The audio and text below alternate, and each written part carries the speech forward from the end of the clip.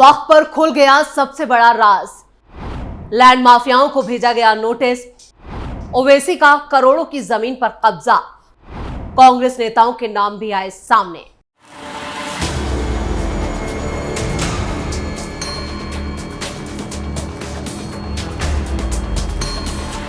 नमस्कार, आप सभी का बहुत बहुत स्वागत है। आप देख रहे हैं स्पेशल स्टोरी। मैं हूं परवीन शेख।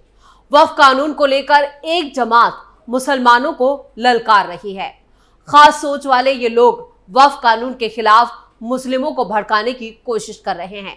ओवैसी देश के मुसलमानों से फिलिस्तीनियों जैसे सब्र की बात कर रहे हैं। वहीं मुस्लिम लीग के मौलाना कौसर हयात वक्फ कानून पर गृह युद्ध की धमकी दे रहे हैं। लेकिन तमाम उकसावे के बावजूद मुसलमानों का एक बड़ा तबका वक्फ कानून के समर्थन में उतर आया है। तो क्या ओवैसी और मौलाना कौसर जैसी सोच वालों के खिलाफ पसमानदा मुसलमानों ने बगावत कर दी है? विस्तार से आपको अपनी इस स्पेशल स्टोरी में हम बताएंगे। लेकिन उससे पहले ओवैसी को लेकर एक बड़ा दावा या कहे कि खुलासा हुआ है।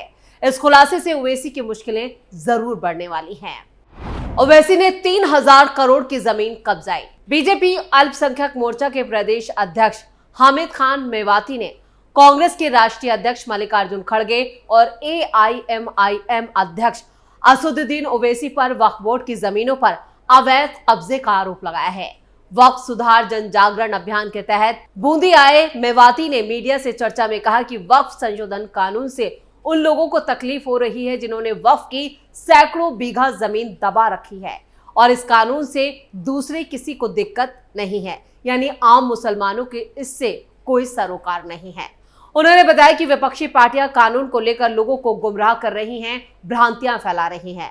लोगों को जागरूक करने के मकसद से प्रदेश भर में कार्यशालाएं यानी वर्कशॉप रखी जा रही है, जिससे वक्फ कानून को लेकर समझाया जा रहा है।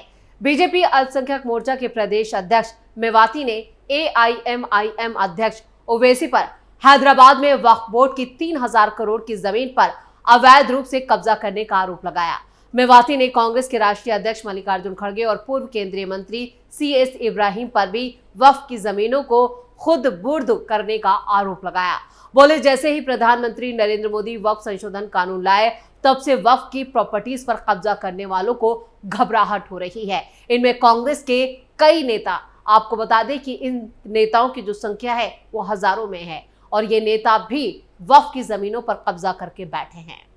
कांग्रेस नेताओं ने किए कब्जे। प्रदेश अध्यक्ष मेवाती ने कहा कि राजस्थान में ऐसे कई कांग्रेसी नेताओं के नाम सामने आ चुके हैं जिन्होंने वक्फ की जमीन पर कब्जे कर रखे हैं। ऐसे नेताओं की नाम की लिस्ट बनाई जा चुकी है। जल्द ही इनके नाम जो है वो पब्लिकली यानी सार्वजनिक किए जाएंगे। हम जनता के बीच जाकर बताएंगे कि उन नेताओं ने जनहित में नहीं बल्कि निजी हित के लिए काम किए थे। कोटा संभाग संयोजक डॉक्टर मजीद मलिक कमांडो को भी उन्होंने संबोधित किया। इससे पहले वक्फ सुधार जन जागरण अभियान के तहत बूंदी में जिला राष्ट्रीय स्तर की ये वर्कशॉप हुई, जिसमें वक्फ प्रॉपर्टीज में पारदर्शिता, जवाबदेही और जनहित में इसकी जरूरत पर जोर दिया गया।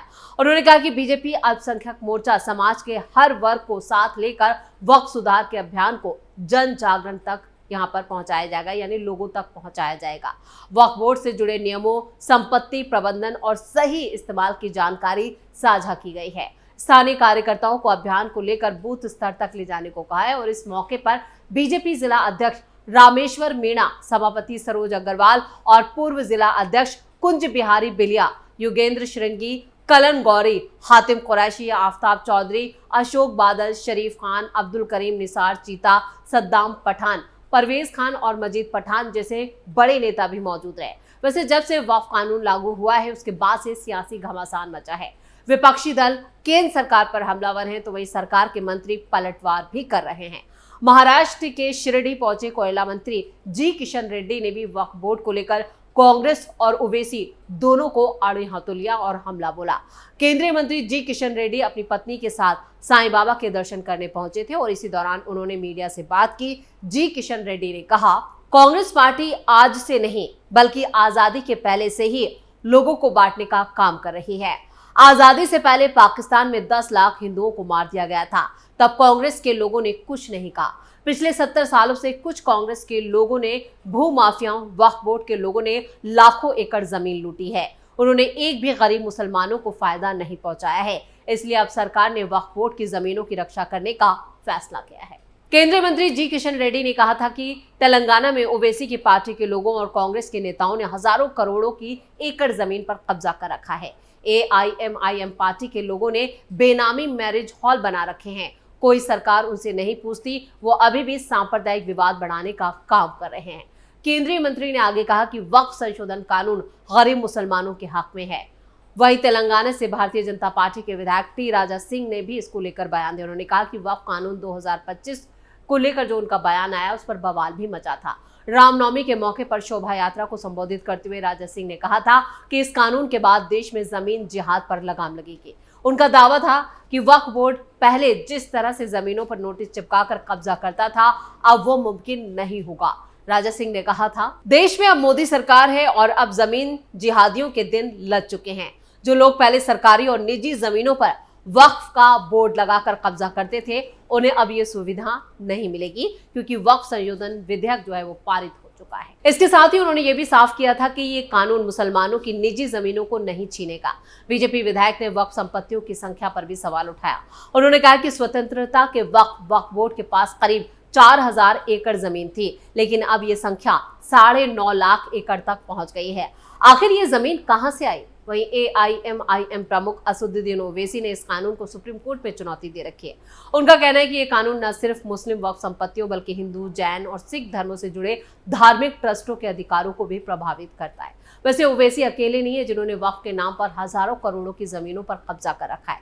इस फहरिस्त में कांग्रेस के कई बड़े नेता भी शामिल हैं। जमीन कब्जाने में खड़गे का नाम भी शामिल। पूर्व केंद्रीय मंत्री कैलाश चौधरी का भी एक बड़ा बयान सामने है। उन्होंने कहा है 18 अप्रैल को ये बयान दिया था और इसका जो बीजे ऑफिस में एक प्रेस कॉन्फ्रेंस की गई थी बाकायदा, उसमें ये खुलासा किया था, जिसमें उन्होंने ये दावा किया कि कांग्रेस के राष्ट्रीय अध्यक्ष मल्लिकार्जुन खड़गे ने वक्फ की प्रॉपर्टीज पर कब्जा कर रखा है।